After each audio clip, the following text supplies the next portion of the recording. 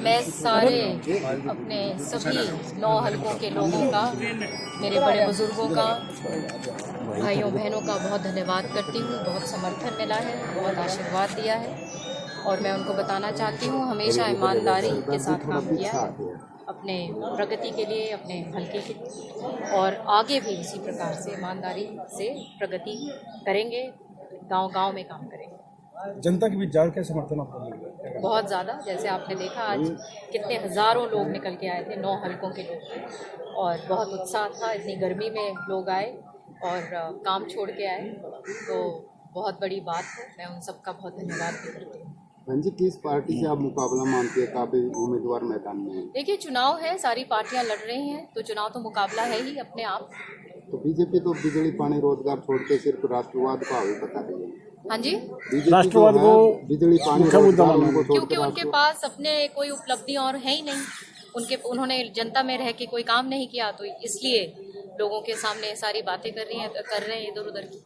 बहन जी, संसदीय क्षेत्र के विकास के लिए क्या परियोजनाएं अधूरी हैं जिनको आप पूरा करना चाहेंगे? बहुत काम है, पूरा हर क्षेत्र में विकास और प्रगति करना है, चाहे शिक्षा का हो, चाहे रेलवे लाइन का हो, चाहे पानी का हो, चाहे मेडिकल कॉलेज बनाने का बात हो, चाहे हर तरफ कोई काम नहीं हुआ है और काम ही काम करने की ज़रूरत है। 5 साल में कोई भी प्रगति और कोई प्रोजेक्ट हमारे इस क्षेत्र में नहीं आया। एनसीआर का बजट नहीं आ पाया, उस बजट को लाने के लिए किस प्रकार के प्रयास हैं? बिल्कुल, एनसीआर में मैंने ही शामिल करवाया था तमाम क्षेत्र को, और उस काम को आगे बढ़ाएंगे जो पिछले 5 साल में उसको रोक दिया गया। तो वर्तमान सांसद उनसे आपका मुकाबला मानते हैं? चुनाव है, जैसे मैंने कहा, और चुनाव तो मुकाबला ही है। धन्यवाद। हाँ, क्या पोजीशन आपको फिलहाल नजर आ रहा है? आज आपने देखा सबने, भिवानी के लोगों ने किस तरह से कार्यकर्ताओं के अंदर कितना जोश और उत्साह था। हजारों की तादाद के अंदर लोग जो है आज 2-2.5 किलोमीटर तपती धूप के अंदर, जब लामनी का टाइम है, इतने सारे लोग आए श्रुति के नामांकन भरवाने के लिए। तो आप समझ सकते हैं कि हमारे लोगों में बहुत जोश है, और सब जानते हैं कि पिछले 5 साल में काम जो नहीं हुए हैं, आने वाले 5 साल में जहाँ पे प्रगति जो है बिल्कुल उसकी गति रुक गई थी, उसको आगे बढ़ाएंगे। तो मैडम जी, क्या कहेंगे बीजेपी का जो राष्ट्रवाद है उससे कैसे मुकाबला, कैसे पार पाएंगे?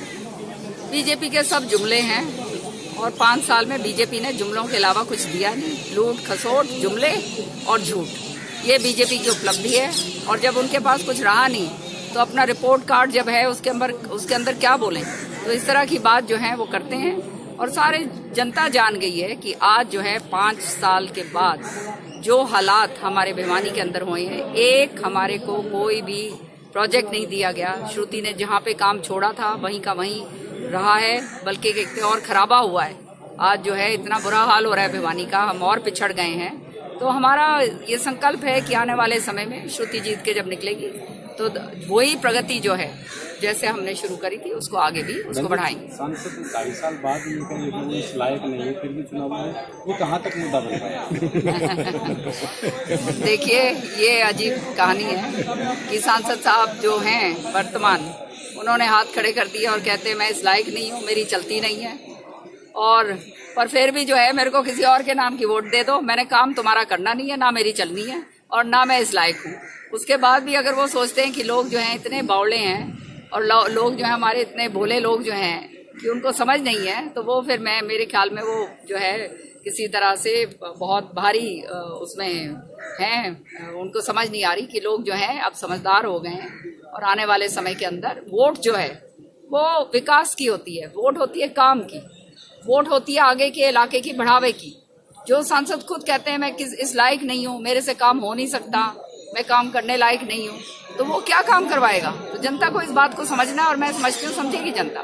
तो मैडम जी, जो चुनाव है इसको लोकसभा की बजाय चौधर का चुनाव मान रहे हैं, तो क्या माने लोकसभा विधानसभा में क्या असर रहेगा इसका? भिवानी की चौधर वापस आएगी? भाई, भिवानी महेंद्रगढ़ जो है हमारा घर है, हमारा परिवार है, और सब हमारे परिवार के लोग हैं, और हमने भिवानी महेंद्रगढ़ की लड़ाई हमेशा लड़ी है, विकास की हो या कोई और बात की, और उसको जो है हम आगे रखेंगे। और प्रभु ने चाहा तो ज़रूर आने वाले समय के अंदर भिवानी महेंद्रगढ़ आगे और बढ़ेगा।